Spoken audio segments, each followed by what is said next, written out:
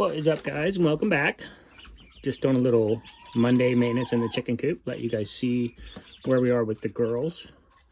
They're pretty much about ready to get out of this cage. Maybe a couple more days, a few more days. What I'll do is I'll just leave the doors closed for a day. Let them out in Gen Pop. And they'll hang out with the big ladies. Everybody will get to know each other. They already know where they live at this point. They're going to want to come back to this area. I will lift one of the corners of this cage so that they can sneak back up under there and get away from anything they might be afraid of. And we'll probably do that for a day, maybe two, with them locked in here. And then we'll kick the door open and let nature take its course. Other than that, I'm just doing maintenance. I've already scraped everything down. I did do food, and I'll show you that in a second, just because it doesn't always fall in Maintenance Monday, but since it is Maintenance Monday, I'll show you what we mixed together to feed the chickens. And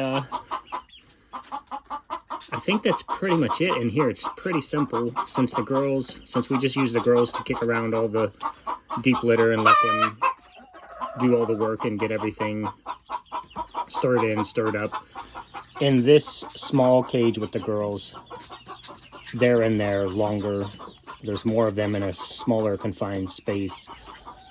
So it gets a little nastier, a little faster. So I've been adding shavings, so you can see the shavings there. I've been doing layers of that, but it's really getting to the point now where I either need to let them out and or take this cage out of here, scrape all that out of the way, put the cage back in, try to wrangle all the babies back into the cage, put some litter down, and basically start over that environment. And I don't want to do that. And I think, again, because they're older when we brought them out here, it's a much heavier fecal load in that area, and it's piling up faster because of their size. So I'm not going to open that up, clean all that out, kick them out, try to catch them all, put them back in. I'd rather just keep layering it, wait a couple days, and then let them be free altogether. And then I'll use the girls. The big girls will want to come in here. They're going to dig through that like crazy. They're going to want to tear that up, dig down, see if there's any food. There's a lot of food in there because the girls tend to knock over their food dish. I guess they prefer to eat it off the ground. I don't know. So, Maintenance Monday in here. It's pretty easy. Come in, scrape everything down, scrape all the poop off of everything that I can. Put layers down if I need to put layers down. Look at this. See the little girls digging around. And then basically clean all the waterers, wash everything down that I can, clean the feeders, refill everything, and that's it. That's pretty easy up here. So let me just finish doing that.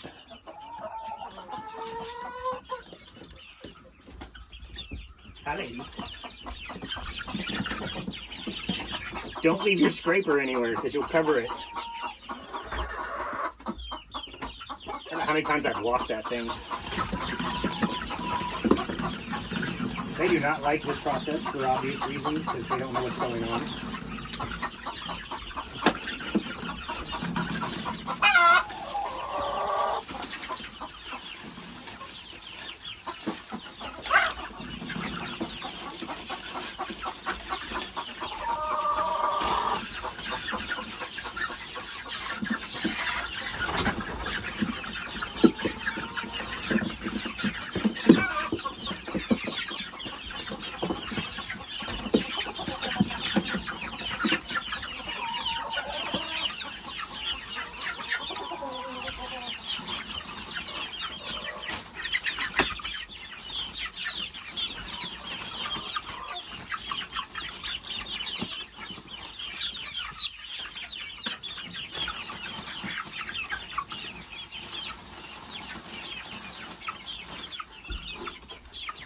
Sorry, Sniffles. Oh. So, pretty sure my camera fell over. Anyway, So I do this on a regular basis. Probably been doing it 2 to 3 times a week. And I think it's only been about a week, maybe a little over a week since they've been out here. But anytime this starts to get wet on top, dry layers. That's the key to deep litter, is dry layers. So this isn't the first time I've added new bedding to this. It's just the first time you guys are seeing it on Maintenance Monday, because I just thought I'd bring you guys along to show you how we continue to build in here. Colonel, that's not yours, buddy. I don't care. You looking for the corn? He's digging for corn. What are you doing? Oh, hi, Cameo. Don't be shy.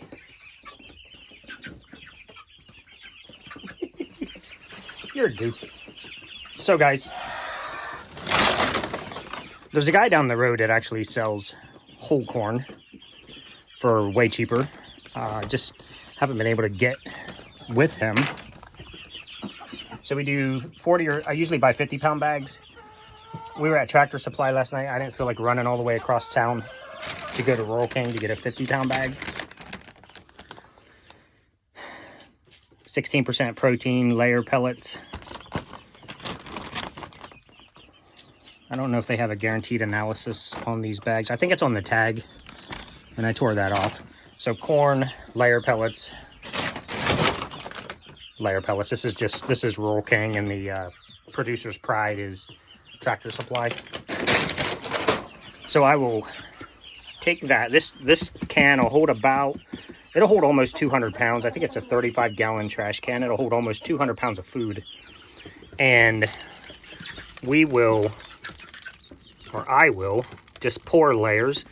I'll do a layer of pellets, and then I'll do a layer of corn, layer of pellets, layer of corn. And then you end up with a nice mix. So every time I scoop out, I get a good blend of corn and pellets. So when you guys were watching my video, when I talked about using food to spread, I don't like doing this right now because I don't want the chickens in here yet, because I'm not finished. But I will just take that. It's better if you just do corn on the floor. It's more visible. But I'll hit the heavy spots like these. This corner, for whatever reason, I never see any chickens over here, but this builds up taller. They don't normally mess around under here, so I think maybe this is just getting kicked up, making the corners taller. This corner, on the other hand, grows and grows and grows. And as you guys saw in the original video, when we moved the babes up here, you can see this like dirty like wet mark on the wall. Usually when it gets up to about there, I'd start throwing grain over there. Let the chickens dig that down. They do a really good job of it. Bloop, bloop, bloop, bloop, bloop. Just like that. Just sprinkle some food in there. What they're gonna do is they're gonna find that food that's on top. And they're gonna eat that, and they're gonna think, oh, there must be food under. So they're gonna start digging to try to find it. And as they dig, pieces will fall down. They'll find that. They'll think food is below that. They'll dig more. They'll dig more. So, literally has been the best deep litter method I've ever done, because I'm not manually coming in here every 2 to 3 days and churning this entire floor with a pitchfork. Just let them do the work. So the babies, nice dry layer down. I don't know if I can get their water in there with one hand without spilling it. We'll see if I can palm this. Nope.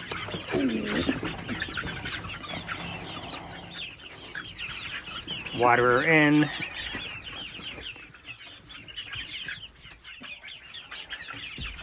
Food in.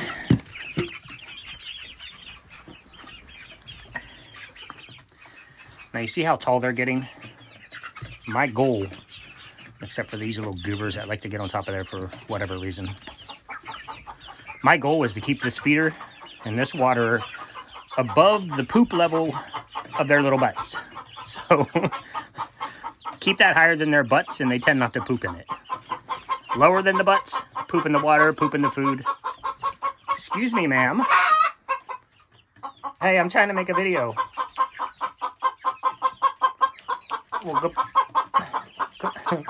All right, I'll move out of your way. Come on, you can come out of there.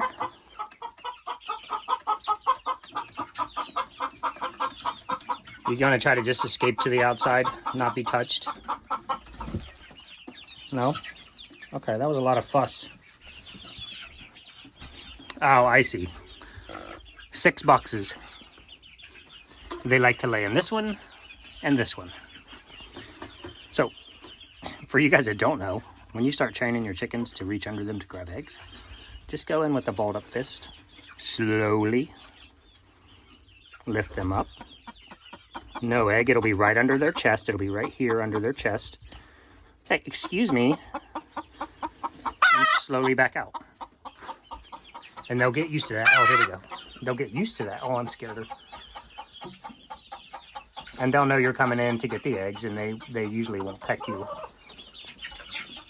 A couple of the light Brahmas still like to be sassy and peck me.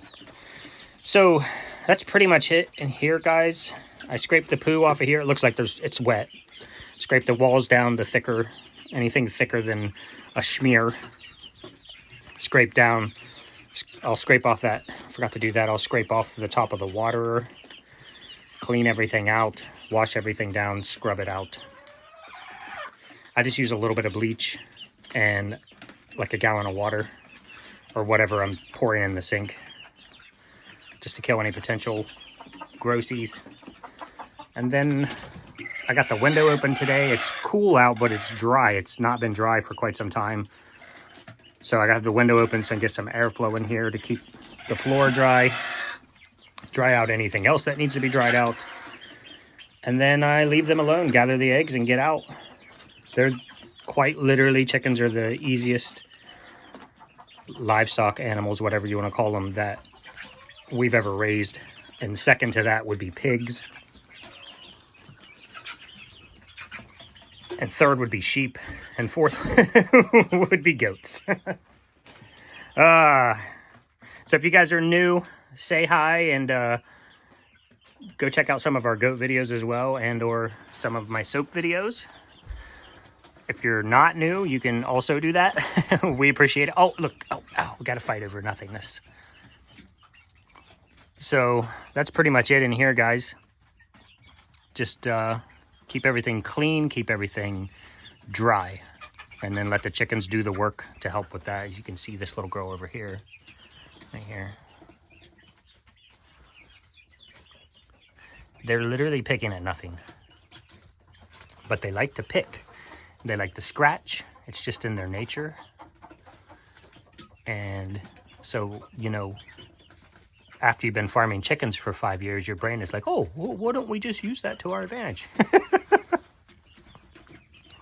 Sometimes your brain just doesn't like compute, and just, you know, you do the same dumb thing for 5 years and then you're like, well, they're already doing it, so why don't we just use them? But anyway, I was gonna stop this, but you guys are getting to see this in action. Oh, got some grouchy going on. Don't roll up on me, bruh.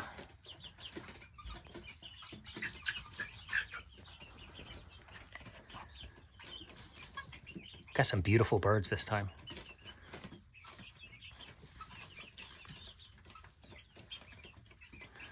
Nice. Hope you guys don't mind like a minute of this. This is the best example I can show you of how it works.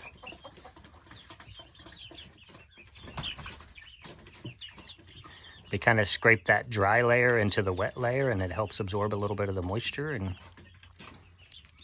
starts the breakdown process. Kicks off the heat. Oh, that's what I wanted to show you guys. Darn it. I put this thermometer under this bin so I could capture the heat to just to let you guys know how much heat's kicking up. I gotta be fast.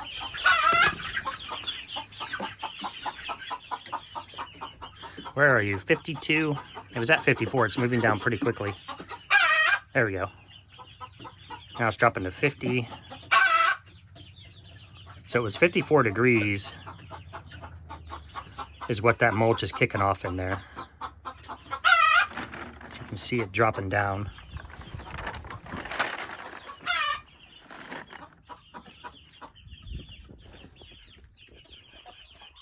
We're at 46. 44. I'll just hang this back up here where it always lives. 44.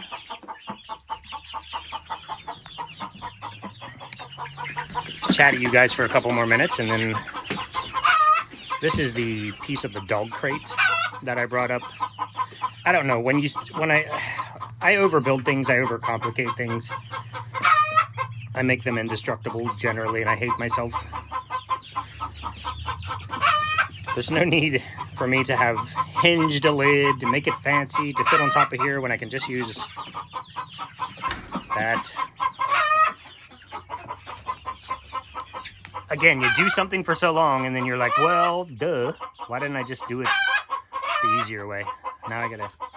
Oh, hi, Finnegan. Come to see what's going on, buddy? Yeah, hi. Oh, so that's it, guys. I'll get you out of here. I'll fill these. I'll clean down that top of that water.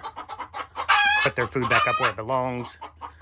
Just have another real quick look at the thermometer. It's been about a minute. So we're down to 42 in here. So it dropped from whatever it was, 52, 54. So that soil is 10 degrees warmer than the outside air. And that's just how it works. Just when I close this up at night, that moisture and that heat has nowhere to go, so it fills the... Would you just go lay an egg? They're only noisy when when they want to get in there and lay an egg. So that's a pretty good, fast, hard example of how the deep litter works. That soil was kicking off. Okay, easy, buddy. Easy. They won't hurt you, I promise. They're just afraid of you as you are them, you little goober. But that's like the perfect example of how the deep litter works. Just kicking off the heats. All right, guys, thanks for watching. Appreciate it. Have a good one. We'll see you next time.